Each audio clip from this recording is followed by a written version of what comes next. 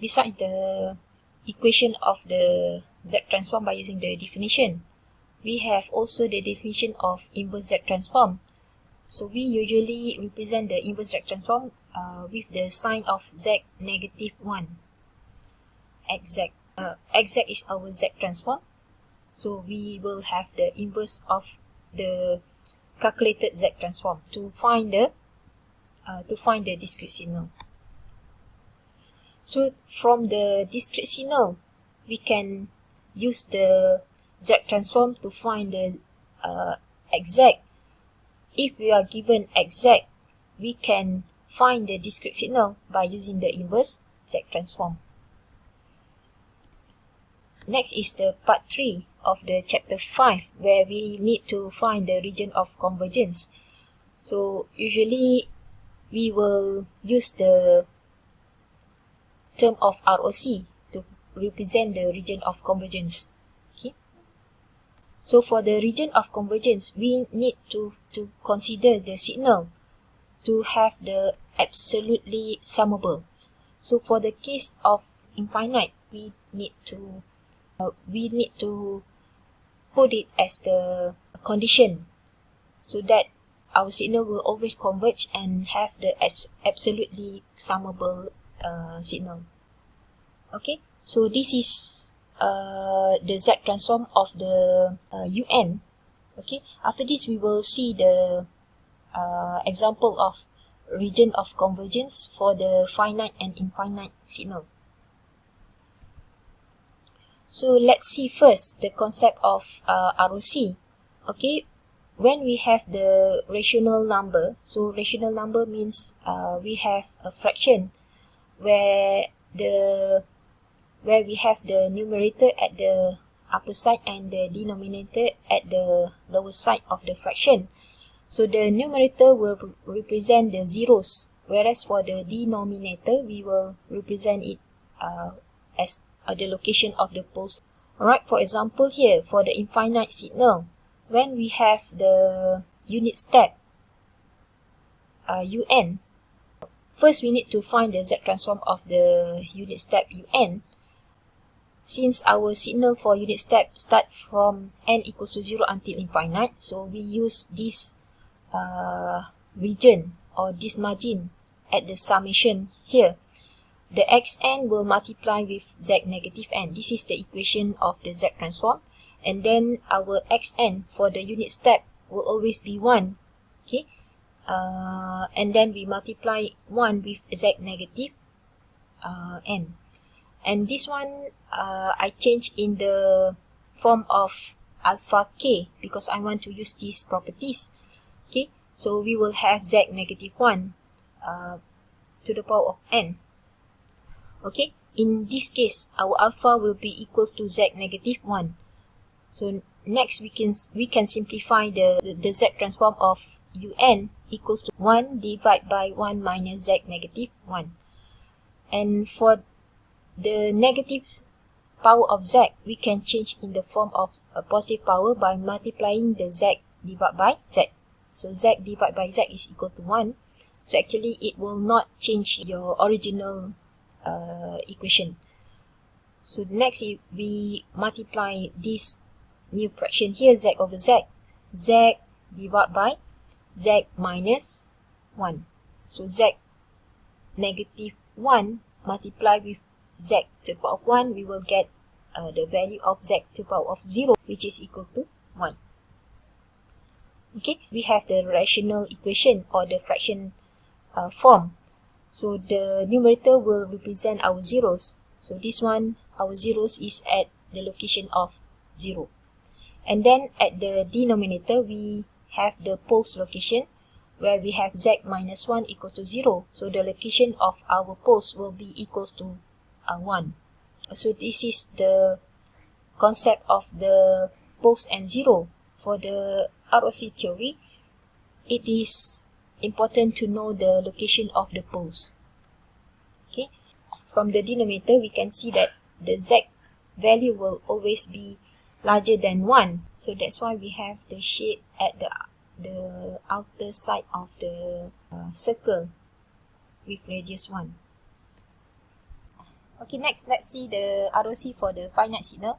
So given un plus 2, the unit step that start from n equals to -2 until infinite, and then this signal will be subtracted with the un minus 4. So we will have unit step start from n equals to 4 until infinite. So the remaining signal will have the discrete signal start from n equals to -2 until n equals to 3. Actually, we will have discrete signal. For example, we name the signal as xn. So our xn will be equals to, the amplitude of discrete signal will be 1. So we will have 1, 2, 3, 4, 5, 6. 6 signal with amplitude 1.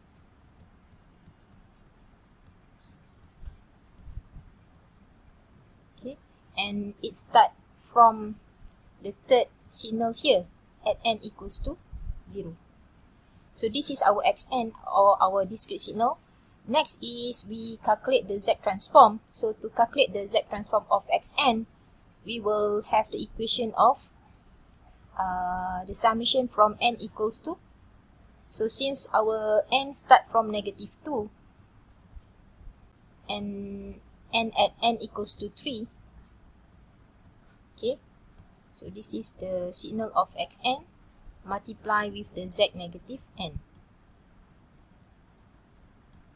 Okay, so the value will be equals to xn amplitude is 1, so we will have Z equals to this one -2.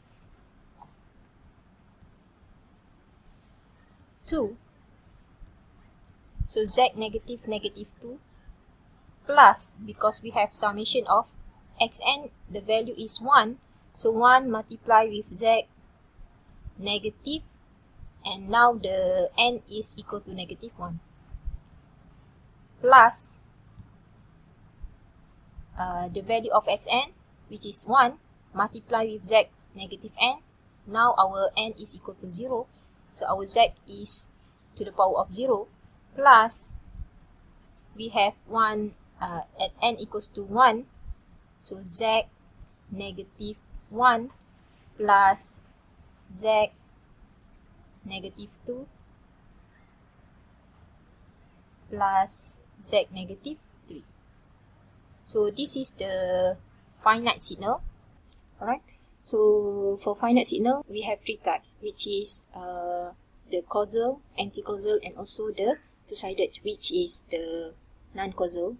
Right, so this is an example for the non-causal signal, which the signal contain of the positive range, or we call it as causal, and also at the negative range, which is the anti-causal signal. So both anti-causal and causal signal, which is the two-sided signal, we name it as non-causal signal. So you need to understand this type of signal, because for the ROC, you need to identify the type of signal, whether it is causal, anti-causal, or non-causal. So again, for causal, it is at the positive range of n, and for the anti-causal, it is at the negative range of n. Whereas for the non-causal, it involves two sides of n, the positive range and also the negative range. Alright, after you understand about this type of signal, next is we will study on how we can determine the value of ROC for these 3 types of signal. The range that I have make it in yellow color is the anti-causal signal, whereas for the green color here, green color box here, it refers to the causal signal. Alright, so we will see one by one the ROC for these 3 types of signal. So the first one, let's see the causal signal. Okay, for the causal signal, we have the negative power of Z. After we understand about these 3 types of signal, the next is, as I mentioned previously, about the rational number, where we have numerator divided by denominator. So the numerator is the location of our zeros, and the denominator is the location of our poles. As we can see here, we only have the numerator, whereas for the denominator, the value is equal to 1 because it is divided by 1. That's why the ROC for the finite signal is entire Z-plane. Okay, the concept of ROC is we want to find the summable numbers, so we will need to avoid the value that is equals to infinity. So we will check one by one the value of Z, so that our Z will be converged and will have the summable value. So next is we will check the ROC for the causal signal. So the ROC for the causal signal here, as we can see here, the Z value is always negative power, except the value at n equals to 0. When the power of Z is equal to negative, it means it is in fraction. So for example here, Z negative 1,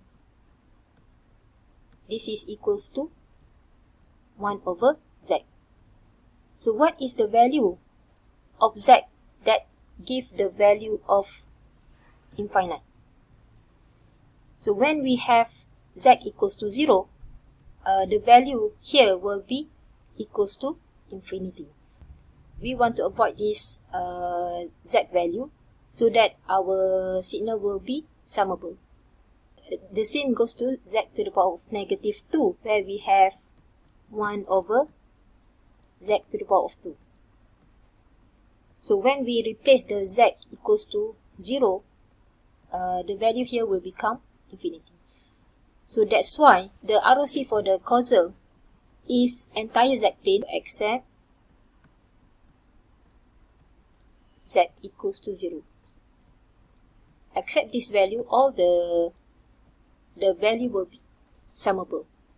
Okay, next is the anti-causal signal, where the anti-causal is at the negative range of n.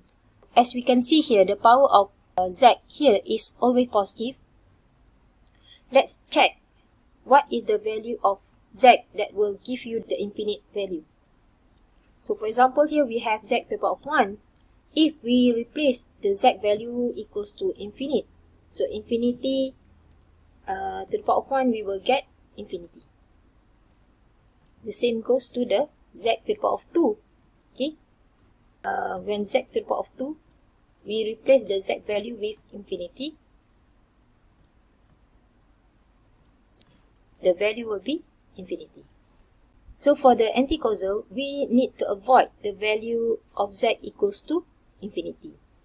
So that's why, to make the signal summable, our ROC will be entire Z-plane except Z equals to infinity.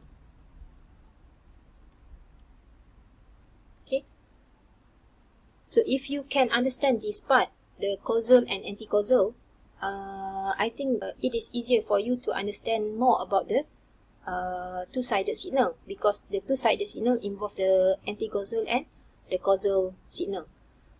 So for the third signal, which is the non-causal signal, for the ROC for non-causal signal, we need to avoid the value of infinity so that the signal is summable. So to avoid it, the Z value must not be equals to Z equals to infinity at the negative n, and also the Z must not equals to 0 at the positive range of n. That's why our ROC for two-sided signal or the non-causal signal will become the entire Z-plane except Z equals to infinity and Z equals to 0.